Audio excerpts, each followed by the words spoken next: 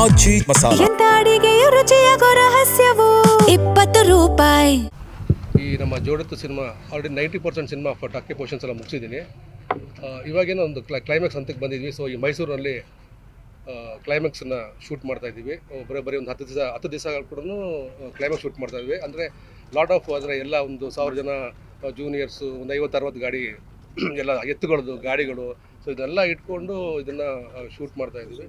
So ಎಲ್ಲ ಈ ಒಂದು ಸೆಕ್ಷನಲ್ಲಿ ಎಲ್ಲ ನನ್ನ ಸಿನಿಮಾ ಕಲಾವಿದರು ಎಲ್ಲರೂ ಈ ಕ್ಲೈಮ್ಯಾಕ್ಸ್ನಲ್ಲಿ ಪಾರ್ಟಿಸಿಪೇಟ್ ಮಾಡ್ತಿದ್ದಾರೆ.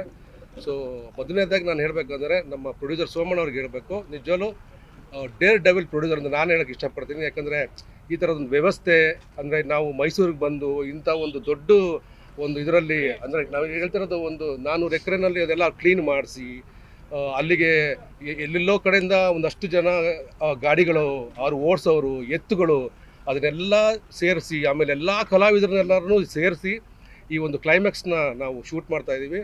ಸೊ ನಾನು ನಿಜವೂ ನಮ್ಮ ಸೋಮಣ್ಣ ಅವ್ರಿಗಂತೂ ನಾನು ಗ್ರೇಟ್ ಥ್ಯಾಂಕ್ಸ್ಫುಲ್ಲು.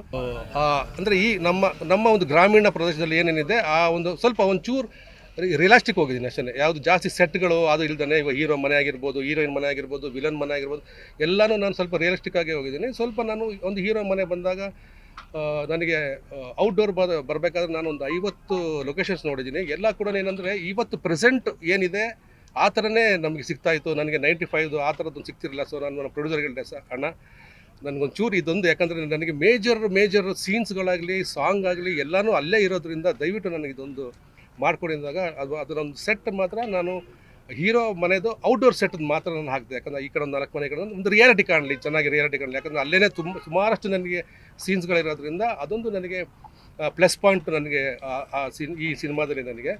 ಸೊ ಸಾಂಗಿಗೆ ಮಾತ್ರ ಇವಾಗ ಆಲ್ಮೋಸ್ಟ್ ನನಗೆ ಒಂದು 2 ಸಾಂಗ್ ಆಲ್ರೆಡಿ ಶೂಟ್ ಮಾಡಿದ್ದೀನಿ. ಅದು ಒಂದು ಮಾಂಟೇಜ್ ಸಾಂಗು, ಅದ್ರ ಮೇಲೆ ಇನ್ನೊಂದು ಸಾಂಗ್ ಶೂಟ್ ಮಾಡಿದ್ದೀನಿ. ಇನ್ನೊಂದು 2 ಸಾಂಗ್ ಬಂದು ಪ್ಲ್ಯಾನ್ ಮಾಡ್ತಾಯಿದ್ದೀನಿ. ಸೊ ಎಲ್ಲಿ ಯಾವ ಥರ ಶೂಟ್ ಮಾಡೋಣ, ಹೇಗೆ ಶೂಟ್ ಮಾಡೋಣ ಅಂದ್ಬಿಟ್ಟು ಈ ಕ್ಲೈಮ್ಯಾಕ್ಸ್ ಆದಮೇಲೆ ಅದನ್ನು ಶೂಟ್ ಮಾಡ್ತೀನಿ.